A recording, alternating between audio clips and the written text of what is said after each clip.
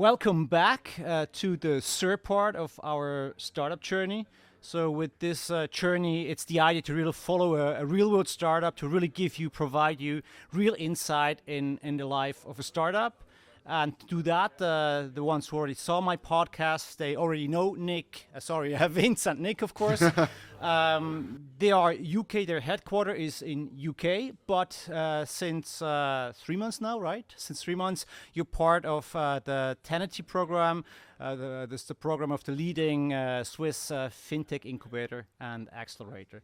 So let's see where they went with their journey. Welcome back, Vince. Welcome back, Nick. Yeah. Hi, Mark. Hey, Thanks Mark. for inviting us back, and it's great to be in Zurich again. Yeah. The weather is very sunny, so we're very happy to be here for sure. Yeah, you really started when it was real cold. Changing of seasons, literally. Exactly. And we went skiing before our first masterclass. Wow. So you took the risk. So even an additional risk, not only the startup risk, but also the skiing. Yeah, exactly.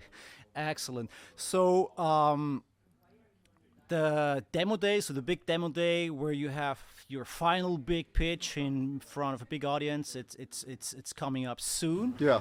It's the 22nd of June. So are you ready? I think we're getting there. I think, as we build up sort of on the road towards demo day, Vince and I, we set a bunch of, operational objectives that we want to achieve before we get up on stage. And I think we're comfortably in a good position to say that, we're going to exceed those objectives, but, there's still a couple more points that we want to tweak. We've ironed out the messaging that we want to get across, like what we want from demo day and, how we want to portray ourselves. And yeah, things are working very, very smoothly towards the big day itself. The team is definitely working overtime. There's you can always see someone online at a random point on the weekend or at a random point at night. And we're just really grateful for their dedication as well. But yeah, we'll get there. Excellent.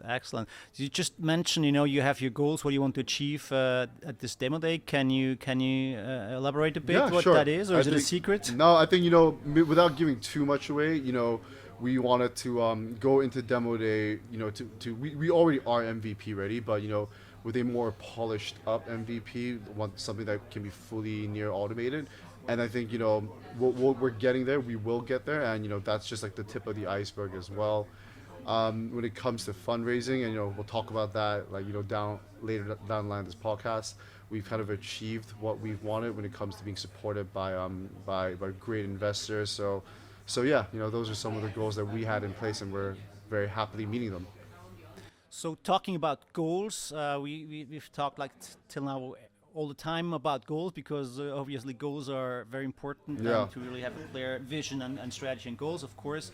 And then also we a little bit talked about that you have the milestones, the goals given or required, if you will, from Tenity. And there is this funny thermometer where they show where you are at. And I just checked a little while ago, and I saw in the thermometer you're at 50%, if I'm not wrong. So That's right. What of these milestones have you already achieved? What is still open, and will you achieve it? So I think the first 50% of the thermometer really relates to setting up the company, making yourself ready to go to market. So being operationally ready, having the contracts in place, and all of these sort of things. So that's the 50% we've already achieved. The next big milestone is locking in our first customer, actually going to market. And then the final targets on the thermometer relate to sort of revenue milestones. So, I think we mentioned this last time, but we're working hard on going to market shortly after demo day. We've already lined up a bunch of customers who want to use our product, and we're pushing very hard to be operationally ready by demo day to be able to launch. So hopefully at that point in time, we'll also use demo day as sort of the stage to say, look, we're ready now to launch and achieve that goal of reaching our first customer, which should then, of course, set us on a nice trajectory to reaching the revenue milestones as well. So what we've done is all the prep work, and what we still are missing is the interesting part of actually going to market now. Mm-hmm. So as we also discussed, the startup life, it's an up and down. Yeah. It's like a roller coaster. If you're looking back, like the past month since we like met physically on Yeah. this chat, on this podcast, what were your highlights? What were your ups? And were there also some downs in the past? I think that's a great question, and last time we were here I kind of alluded to maybe this time we could announce like some things that we've been working on, and that definitely relates to fundraising. So I think one of the great highs that we've had this month was that it's we're Tennity's first follow-on investment outside the incubation fund, so that's on top of the amount that they've already given us. So that's been a great high. It's great to have a partner that has the conviction to believe in you as a team and your ability to execute, and especially a partner that's been so operationally involved in our build. I mean, we're in their masterclass program right now, so they've literally seen us at various points in our sort of our, no pun intended journey. I need to stop saying that. So that's that's really been one of the highs, and in terms of sort of the operational highs, we've surpassed over 200 million pounds worth of leads. That's sort of 31 million pound increase from last month.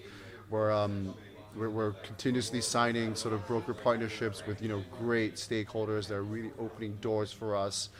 And I think a really cool thing was that we got to meet the UK Secretary for Business and really talk to her about how our proposition is really trying to change the housing landscape. In terms of lows, this as it comes with all of these things, you do have a few operational setbacks. When it comes, specifically when it comes to our website redesign process, that's taking a little bit longer than how we would like for it to go. It'll get there by demo day, but it's been a bit of annoying to identify some kinks and flaws in the implementation of it. But we'll get there. And I don't know, Vince, if you have any sort of things you want to share as well. No, I think Nick summarized it perfectly. Okay, excellent. You just mentioned again the funding, and which of course is a crucial element. And as I think also you said, I believe last time, a startup founder is always raising for funds, because that, of course it's the air, it's the O2 you need. Just for the audience. First of all, how long did you finally now take you to get that funding you have now, and how long is the runway? Meaning, like, how long can you exist with that money till you again have to raise again? I think it took us about sort of 4 to 5 months around that process. We've been extremely blessed in this sort of macro climate to be able to do it in that time frame. We've raised for roughly an 18-month runway. Although when our sort of go-to-market comes about, quicker, we plan on accelerating our next raise, market conditions permitting, of course. So just to be clear, that's 18 months assuming we don't generate any revenue. But of course, as you know, we're actually planning on launching soon, which will help us generate revenue, which should increase our runway even further. I think you're probably alluding to it anyway in your question, but it's super important in the current environment to be raising for a comfortable runway, to make sure that you have enough cash to, first of all, deliver on your objectives, but also just make sure that you have the runway to be able to go out to market again, raise more money, which, as you know, takes a very long time. 18 months is good, but we're always looking for more. Yeah, I think also to the audience out there, I think that's a very important point, and it's really a perfect period you have there, because at least you should have a runway of a year at least, but ideally it should be 1.5 years. And of course it's always hard to raise some money, but if you're only able to raise money for a runway of a half a year or even less, then something basically is kind of wrong. Then you have to reconsider, or you have to change something, because else it's really hard to survive, because you just have not enough space, right? Yeah, raise to be comfortable for sure. Absolutely. Still, I would like to talk a little bit more about funding, since you raised it. If you can tell us, absolutely. If you can tell us, what will you invest these funds in, if you can? If that is not like. Fine. Vince, you want to go? Yeah, sure. I think it's a lot of the same, in the sense that we've built a team, and the biggest expense of most startups, and certainly ours, is the personnel cost of keeping the team with us. At the end of the day, they are the ones delivering on the operational milestones that we've set. So keeping the lights on, paying the team is a big part of it. The second big chunk where we're spending money on is tech implementation. So using the right service providers, the infrastructure costs and all of that stuff costs money, as well as sort of third-party service providers on design. We don't have an internal design team, for example, so a lot of the expenditure relates to that as well. And finally, we also have an office space. So being able to pay for the rent that we incur on the office space is another big expenditure that we're spending money on. So those are the three big items. But then, of course, as with any startup, there's ad hoc projects that we work on that we budgeted for, and a buffer that we've kept just to make sure that we have enough money in case unexpected costs come about. Now, I believe you started about 1.5 years ago. Is that correct? A bit less. So we started last September. So I think that's roughly sort of 7 to 8 months ago now. Okay, right. So, if you could go back to your younger self, you were very much younger. I'm still young, Mark. Exactly. What would you tell yourself, or is there something you would do differently? I mean, I mean, it's not such a long period, but still, is there already something which you have learned which you would do differently if you could go back again to the beginnings? A lot of things is the simple answer. But if I were to point one out, I think it's just having a better grasp of what exactly the strategic priorities are and making sure that the money that we spend, so each pound that we spend of the money that we raised, pertains specifically to those strategic priorities. Now, this will sound a bit contradictory to what we've just discussed, because for the viewers' context, we just had a session at 1080 where we learned from some of the past alumni who went through the program. And one of the things that they mention is that you should never sort of skimp on lawyers' fees. So I'm going to say something slightly contradictory to that, which is to say that you should spend money on lawyers' fees where you really need it.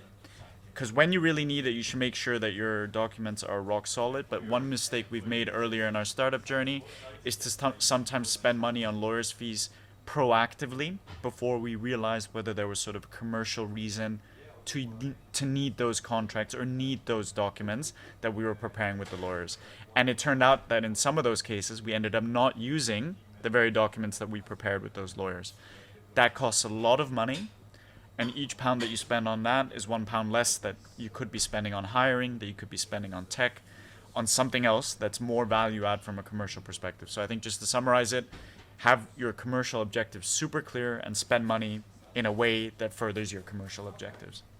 Well, that's a very good one. It's a very interesting one, right? Because it's a very, very specific. Because lawyers are needed, but that's a really good one to bear in mind that that you really need to know what you want, what you need, right? Exactly. Because, like, proactively is maybe, as you say, not a good idea. I mean, have the commercial pull the legal as opposed to legal pull the commercial. Yeah. And I think that's one mistake that we've made once or twice, and probably cost us a bit more money than we were hoping for. Yeah, absolutely. Yeah. All right. So before I come to my last questions, I would like to tell the audience, if you want to meet those guys, if you want to meet Vince and Nick and the startup journey, more than happy to. Then come to the demo day, which is the 22nd. You will see them on stage, right? So that's here in Zurich. I think it's worthwhile, and you can see 8 other startups. But yeah, if you follow the Nick's and Vince's journey, meet them in person and maybe talk to them more on a personal base about their journey, and maybe learn something from them. Yeah, we'd love to, either in Zurich or in London, by the way. Yeah, slide in my DMs. For everybody who is visiting London, I mean, and many people might, interesting city, why not reaching out to Nick and to Vince? That would be certainly great. Yeah. And else happy to meet you here in Switzerland, 22nd of June. By the way, the link you can register to this demo day, 22nd of June, and will be down here somewhere. In the channel. Now, to my last question. You were very successful. You have some major goals. You achieved some major goals. One was the funding, and the other one was clients, or at least very promising prospects. So what you certainly are looking at, I believe now, is the advisory board having support from that side. So how do you do that? How do you find these guys? What is your criteria? How do you select them? How do you do that? Yeah, no, happy to talk through it. You know, We have one advisory board member right now. He's been great at opening doors, especially when it comes to the B2B2C part, and connecting us with major institutional sort of clients such as Legal in General. UK is like one of their largest sort of pension funds. And how we found him and how we went about establishing a relationship was really dialing it back and trying to understand, does his conviction align with our conviction as well? Is he really truly interested in the problem that we're trying to solve, how we're going about solving this entire problem, and really, is he the right person to deliver what we need? And most importantly, are we sort of the right fit for him? Because culture is very, very important in cultural team fit. He also needs to understand if we're just not two guys just wasting his time. And it's just a process of meeting, talking, and understanding, and then finally getting them on board. And as with anything, I'd give the recommendation to really find people that can help out in key operational aspects of your business. Identify them as sort of industry leads or like key champions, and see if they can help you push you along and open doors that you can't open just by way of normal networking.